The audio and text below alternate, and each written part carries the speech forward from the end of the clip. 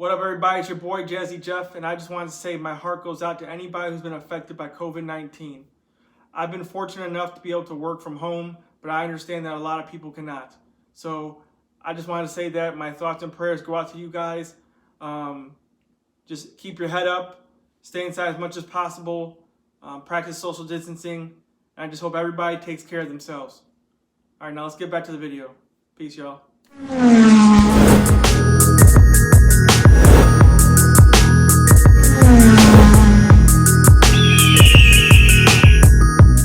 What up, Falcons Nation? It's your boy, Jazzy Jeff. Real talk, no gimmicks. Bring that real Falcons talk to real Falcons fans. And I know it's been a minute since I made a video, but, you know, life happens, stuff happens, but your boy's back. So I'm going to do my best to stick around and keep giving you Falcons video content because I know it's tough times. Ain't no sports around. It feels like the zombie apocalypse. The other day, I had to fight off two women at Walmart because they wanted my last antibacterial soap, and I told them no. And they looked at me like I was just an asshole. But hey, it's every man for themselves out here, you know? It's a dog-eat-dog world right now, so I need my soap. Anyways, I want to make a video about why the Falcons need to draft a defensive tackle in the first round, and more importantly, Javon Kinlaw. And it feels funny because last year I was saying the same exact thing. And you know what? I feel like this year, I feel vindicated because we got the guards that we wanted. We got McGrary and we got Lindstrom. And did our run game improve that greatly? Not much. Did our pass protection improve? No. Matt Ryan got hurt this year. What happened to the defense? The same thing I see every year. Running up the middle, getting gashed up the middle, no interior defense, no run defense.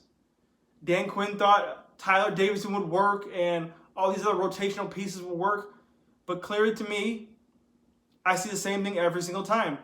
So why don't we just, for once, heavily invest in the trenches, the middle? I know everybody's fascinated with all these fancy toys on the edges. They love the pass rushers, the ends, the outside linebackers. But what about a guy right next to Grady Jarrett? Just like we had when we had Don Terry Pope in the Super Bowl in 2016. Something like that, where it works and it makes everyone around them better. The quickest point from point A to point B is a straight line. The quickest point from a quarterback is a straight line right up the middle. It affects everything. So, in this video, I'm going to point out the highlights, what Kinlaw can do to help our team, and why I feel the Atlanta Falcons should, with the #1 draft pick, select Javon Kinlaw. Now, this first clip I want to show you, it's him versus Alabama, and he's going up against Tua, who is the first-round top 10 pick. And I just want you to see how disruptive this man is up the middle, and what it would be like if this man was next to Grady Jarrett. So we're going to go to the clip, come back, and we'll talk about it. Javon Kinlaw is lined up over the center on this play. Straight bull rushes him back, pushes him to the ground. Now Tua is elusive. He escapes the initial rush, but then Kinlaw does a great job recovering and still chases him down for a sack. This is the same Tua that's going to be a first-round top 10 pick in this year's draft. Kinlaw single-handedly disrupted this play. In that clip I showed you, Kinlaw was lined up in the zero technique right over the center. He did a straight bull rush, dropped the guy right into the quarterback's lap, and was able to sack Tua. Now, the thing I like about Kinlaw is he's big enough to play a zero technique, but he's fast enough to play a 5 technique. He has the moves, and he seems to have no problem beating double teams. So in this next clip I'm going to show you is going to be Kinlaw splitting a double team. His teammate is going to run an inside twist or stunt, but Kinlaw beats his own teammate to the quarterback and gets the sack versus Missouri. So we'll come back and we'll discuss. Missouri's going to start with double teaming Kinlaw. South Carolina runs the inside twist with the edge rusher. Kinlaw beats the double team and gets the sack before the edge rusher completes his twist. Now imagine this with the Falcons if Grady Jarrett is the one getting double teamed and Kinlaw is able to swim inside. Now, as you know, being a great defensive tackle is not just about getting sacks. It's about pressures and moving a quarterback off the spot after you collapse the pocket. And this is something Kinlaw is very good at as well. In this next clip against Georgia, Kinlaw does not get to the quarterback. He's double teamed at first. He splits the double team. He doesn't get to the quarterback for the sack, but he moves him off the spot, and he makes Jake Fromm throw a pick six. And the thing I love about this is how he can impact the game without even touching the quarterback still. And just imagine the impact he'd have on our team if he wasn't getting double teamed. Because remember, Grady Jarrett would get all the attention. So to have Kinlaw next to Grady would be something special, and I think a pure disruption in the middle of our defense. And guys like Isaiah Oliver will feed off of that. You don't have to have great corners if you have great pass rush, great pressures. You know, you can have all the Deion Sanders in the world on your team, but if you have no pass rush, then even a Deion Sanders would have to guard way too long, and it's going to make his life 20 times harder. Whereas in this scenario, Isaiah Oliver and whoever else we get in the draft, it will be an easier time for them to cover if we have getting this much pressure with Tack, Fowler, Grady, and Kinlaw. So I just want to show you this clip of how he can impact the game even when he doesn't hit a quarterback. Kinlaw first starts like he's going outside, then he comes back inside, beats the double team, gets to the quarterback, makes him throw an off-schedule throw, ends up being a pick six, all because of Kinlaw. This is the same play, different angle. Now the cornerback in this play is going to get all the glory because of the pick six, but Kinlaw made this whole thing happen by getting the quarterback off his mark. It is nice to have great corners, but they can also be exposed when there is no interior pass rush or collapsing in the pocket to get home. But if you have great defensive tackles, the cornerbacks can look better than they are because they have less time to cover. Therefore, the Falcons do not need superior corners. They need better pass rush and we'll be fine. Okay, so now I've already shown you how a great defensive tackle can help support another great defensive tackle like a Grady Jarrett when he's getting double teamed. I've also shown you how a good defensive tackle can help the secondary by creating shorter amount of time to cover, by collapsing the pocket and making quarterbacks throw off their spot. Now the third thing I want to show you is how a great defensive tackle can help the edge rushers themselves. So this is going to help the Dante Fowlers of the world, the Takk McKinleys of the world, and whoever else we may draft as well. So in this play, I want to show you Kinlaw commands a double team, and even a third guy is so focused on Kinlaw that they let this guy Eugene come in one-on-one, and it's almost like not even one-on-one because his man is still paying attention to Kinlaw, and that guy's able to get to the quarterback. Now, Kinlaw is so fast and so good, he still beats his double team, and he meets the quarterback with Eugene at the same exact time to get an assist on the sack still. Now, obviously in the highlight, Eugene is going to look like he gets the credit, but if you look at Kinlaw, he meets him at the same exact time. This is what I'm talking about. If we get pressure like this, teams are not going to know what to do with it. So, and especially if we're going up against pocket quarterbacks who are older in the tooth, the Brady and Breezes of the world, they're not going to be able to escape that type of pressure right up in their face. Or edge rushers coming off the edge with one-on-one looks. So I wanted to show you this clip, and then we'll come back and we'll talk more. Another reason to draft the defensive tackle is because it helps with edge rushers. And especially since we drafted Dante Fowler, adding Kinlaw next to Grady will help him on his pass rush.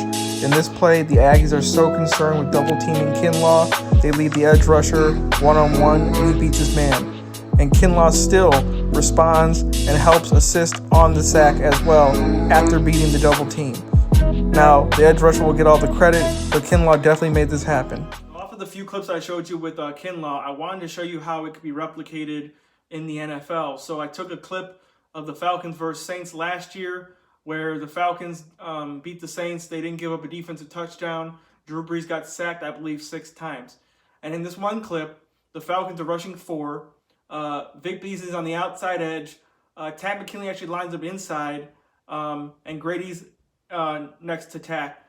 And in this play, you'll see how when you have great, solid interior presence, and then you run a twist from the outside, it confuses a lot of guards and tackles, and the quarterback, if you're a stationary quarterback, you can easily get to the quarterback and get the sack. Now in this play, Vic twists is inside, and he ends up getting the sack on Brees. Grady acts like he's rushing, but he kind of holds the point in case Brees flushes out. But we all know that Brees is not that fast, so This is a great play to use against a stationary quarterback, and I feel that you can just take out Vic Beasley, put in Dante Fowler. You can take Tack and move him to a different side and put Kinlaw right there next to Grady, and you can replicate the same exact play with that play scheme. So I want you guys to check this out. Like I said in the previous clip, having good defensive tackles helps the edge rushers eat a lot more. Tab McKinley and Grady Jarrett playing inside technique. Tack gets double teamed. Vic twists his back inside off the edge, comes inside and beats his man one-on-one and gets the sack into a breeze. We're rushing for this play, so this would be a play where you can definitely put Kinlaw in there instead of Tack on the inside and put Tack on the outside with Dante Fowler. Good sack, all started by the defensive tackle inside pressure.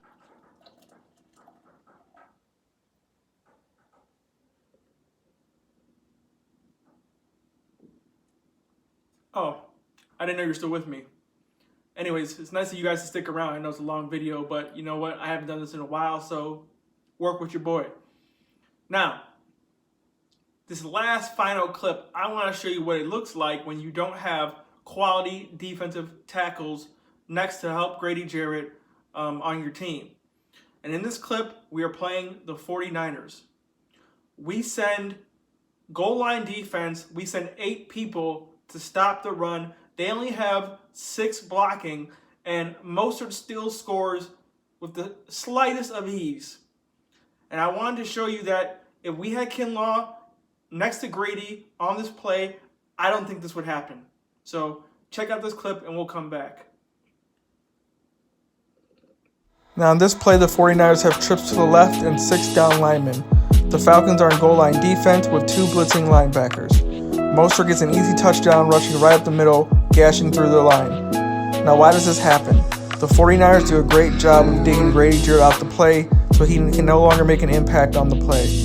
If we added another quality defensive tackle next to Grady Jarrett, it would shore up the Falcons' interior defense, and other teams would have to respect our run defense. This is another great reason to add Kinlaw. Now, the reason why I showed that negative clip against the Falcons because I wanted to show people what I see constantly. Aren't you sick every year of seeing our team being so weak at goal line, interior run defense, getting gashed up the middle every single time? When teams try to run stretch on us, it doesn't work because our linebackers are so fast, we catch them. But our interior defense always struggles and gets eaten up inside. And I believe on that play, if we had Kinlaw, it wouldn't happen because, as you see, the Niners purposely targeted taking Grady Jarrett out, turning him outside of the play so he couldn't get back in to stop the run. And it was an easy touchdown from there. The Mostert ran exactly where Grady Jarrett was supposed to be, and he already got moved out to space. So there you have it, folks.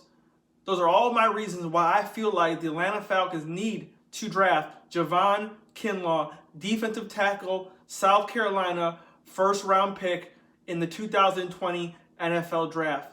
Do I care how it gets done? No, I do not. Can we trade up? I believe we can. Can we hold firm? Maybe, but I wouldn't take that risk. All right, y'all. Stay tuned, and I will try to create more video content consistently. I will be around more, and I'm sorry I've been away for so long. And I just want everybody to be safe during this coronavirus. Stay inside, and hey, do like me. Drink beer. Peace, y'all. Oh, I forgot to say, rise up.